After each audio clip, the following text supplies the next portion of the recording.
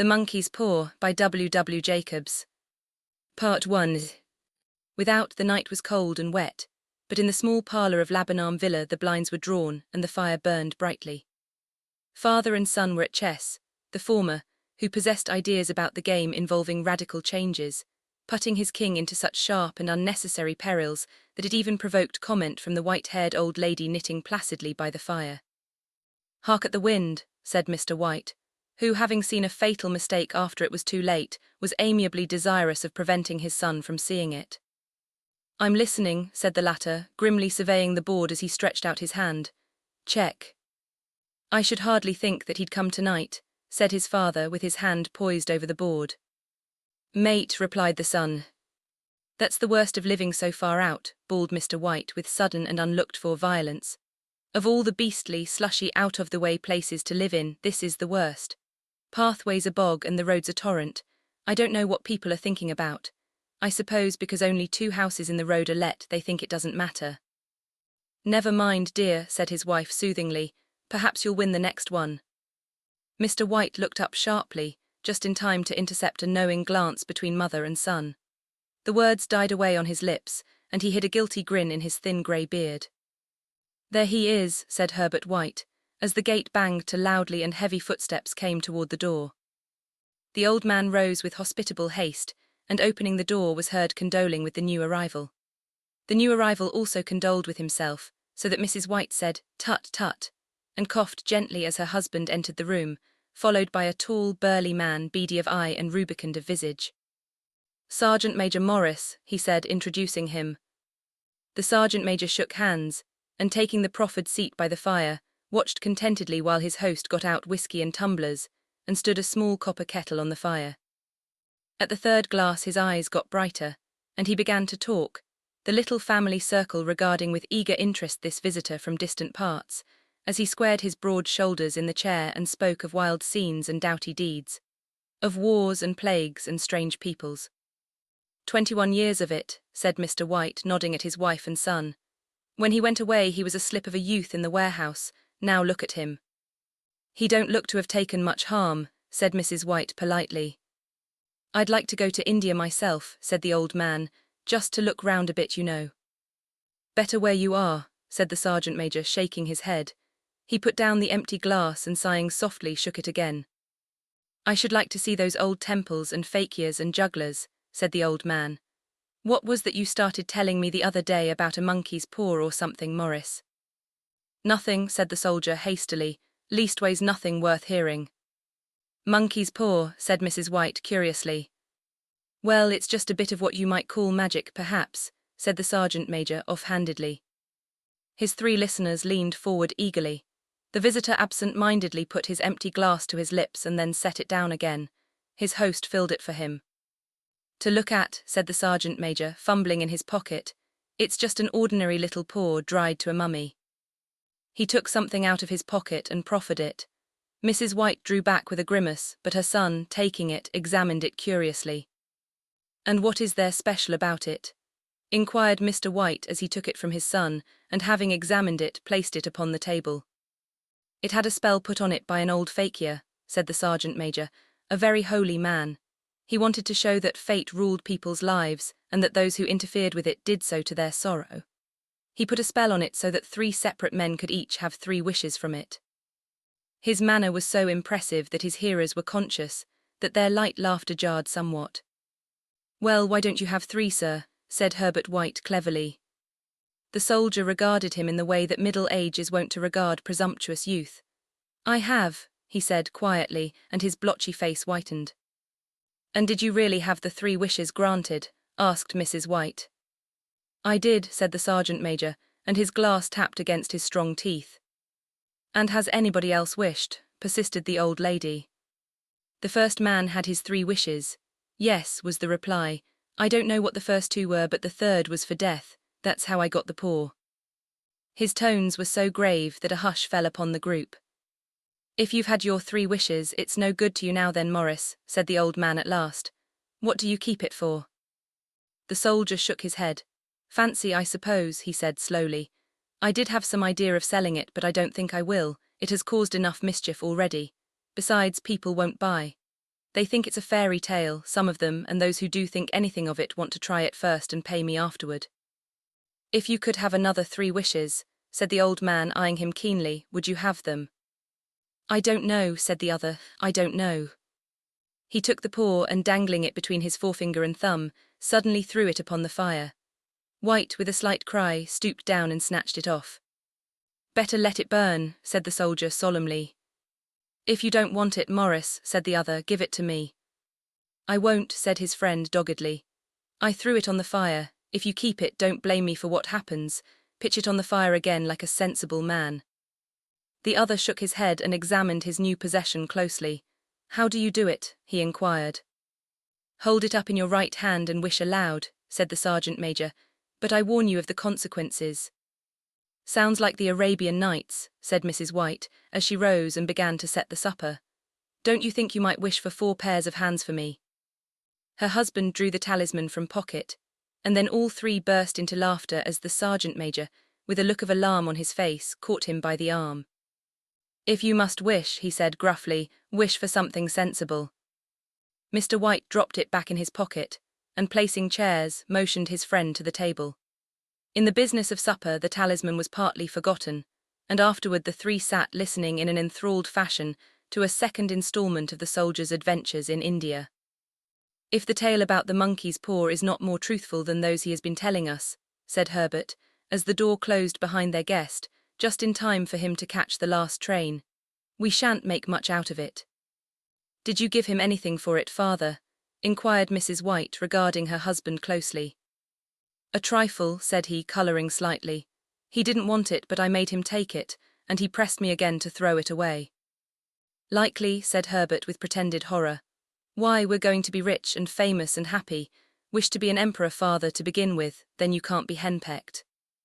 He darted round the table, pursued by the maligned Mrs. White armed with an antimacassar. Mr. White took the paw from his pocket and eyed it dubiously. I don't know what to wish for, and that's a fact, he said slowly. It seems to me I've got all I want. If you only cleared the house you'd be quite happy, wouldn't you? Said Herbert with his hand on his shoulder. Well, wish for £200 then, that LL just do it. His father, smiling shamefacedly at his own credulity, held up the talisman, as his son, with a solemn face somewhat marred by a wink at his mother, sat down at the piano and struck a few impressive chords.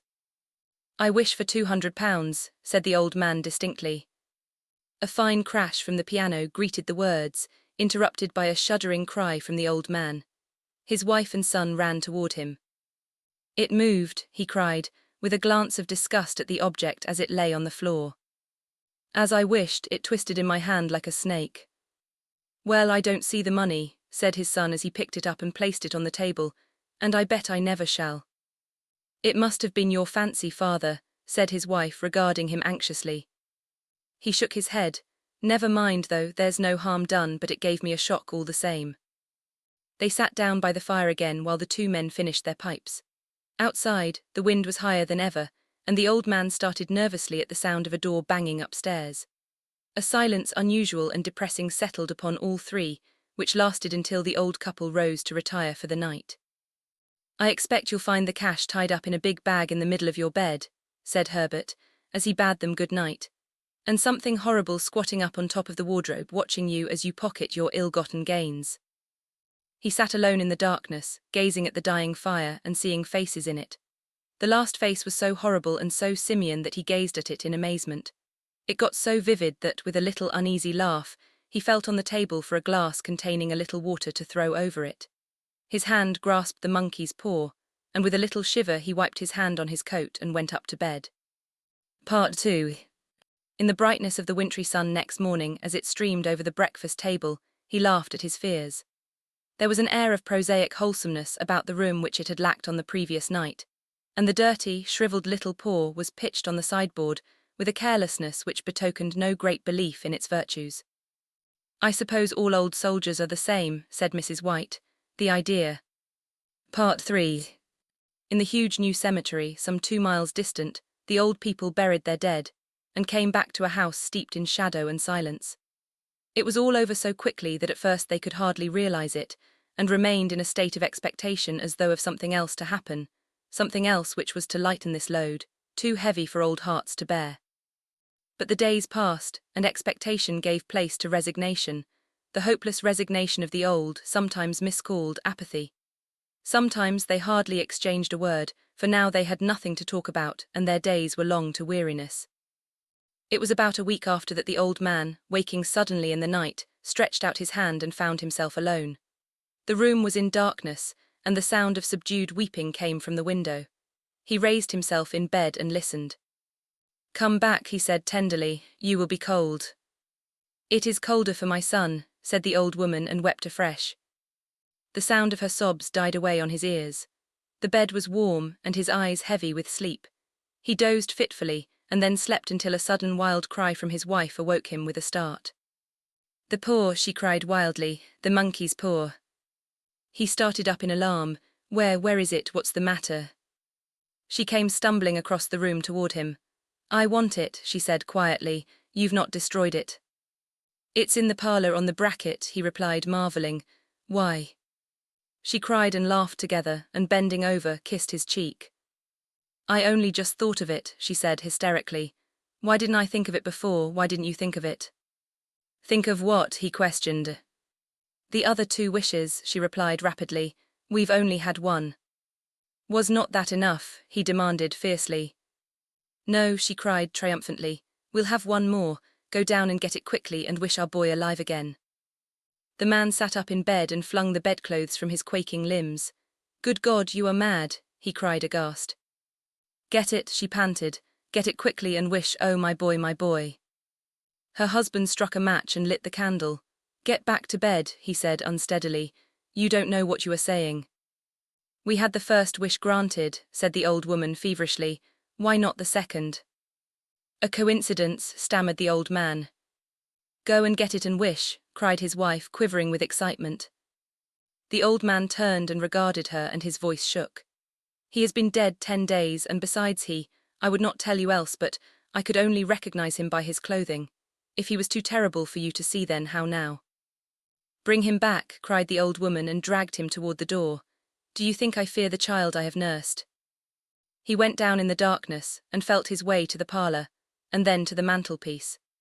The talisman was in its place, and a horrible fear that the unspoken wish might bring his mutilated son before him ere he could escape from the room seized upon him, and he caught his breath as he found that he had lost the direction of the door. His brow cold with sweat, he felt his way round the table and groped along the wall until he found himself in the small passage with the unwholesome thing in his hand. Even his wife's face seemed changed as he entered the room. It was white and expectant, and to his fears seemed to have an unnatural look upon it. He was afraid of her. "Wish," she cried in a strong voice. "It is foolish and wicked," he faltered. "Wish," repeated his wife. He raised his hand. "I wish my son alive again." The talisman fell to the floor, and he regarded it fearfully. Then he sank trembling into a chair as the old woman, with burning eyes, walked to the window and raised the blind. He sat until he was chilled with the cold, glancing occasionally at the figure of the old woman peering through the window. The candle end, which had burned below the rim of the china candlestick, was throwing pulsating shadows on the ceiling and walls, until, with a flicker larger than the rest, it expired. The old man, with an unspeakable sense of relief at the failure of the talisman, crept back to his bed, and a minute or 2 afterward the old woman came silently and apathetically beside him. Neither spoke, but lay silently listening to the ticking of the clock. A stair creaked, and a squeaky mouse scurried noisily through the wall. The darkness was oppressive, and after lying for some time screwing up his courage, he took the box of matches and, striking one, went downstairs for a candle. At the foot of the stairs the match went out, and he paused to strike another. And at the same moment a knock, so quiet and stealthy as to be scarcely audible, sounded on the front door. The matches fell from his hand and spilled in the passage. He stood motionless, his breath suspended until the knock was repeated. Then he turned and fled swiftly back to his room and closed the door behind him. A third knock sounded through the house. "What's that?" cried the old woman, starting up. "A rat," said the old man in shaking tones. "A rat, it passed me on the stairs." His wife sat up in bed listening. A loud knock resounded through the house. "It's Herbert," she screamed. "It's Herbert." She ran to the door, but her husband was before her, and catching her by the arm, held her tightly. "What are you going to do?" he whispered hoarsely. "It's my boy, it's Herbert," she cried, struggling mechanically. "I forgot it was 2 miles away. What are you holding me for? Let go, I must open the door." "For God's sake, don't let it in," cried the old man, trembling. "You're afraid of your own son," she cried, struggling. "Let me go, I'm coming, Herbert, I'm coming." There was another knock and another. The old woman with a sudden wrench broke free and ran from the room. Her husband followed to the landing and called after her appealingly as she hurried downstairs. He heard the chain rattle back and the bottom bolt drawn slowly and stiffly from the socket. Then the old woman's voice, strained and panting. "The bolt," she cried loudly. "Come down, I can't reach it." But her husband was on his hands and knees groping wildly on the floor in search of the paw. If he could only find it before the thing outside got in. A perfect fusillade of knocks reverberated through the house, and he heard the scraping of a chair as his wife put it down in the passage against the door. He heard the creaking of the bolt as it came slowly back, and at the same moment he found the monkey's paw and frantically breathed his third and last wish. The knocking ceased suddenly, although the echoes of it were still in the house. He heard the chair drawn back and the door opened. A cold wind rushed up the staircase, and a long loud wail of disappointment and misery from his wife gave him courage to run down to her side, and then to the gate beyond. The street lamp flickering opposite shone on a quiet and deserted road.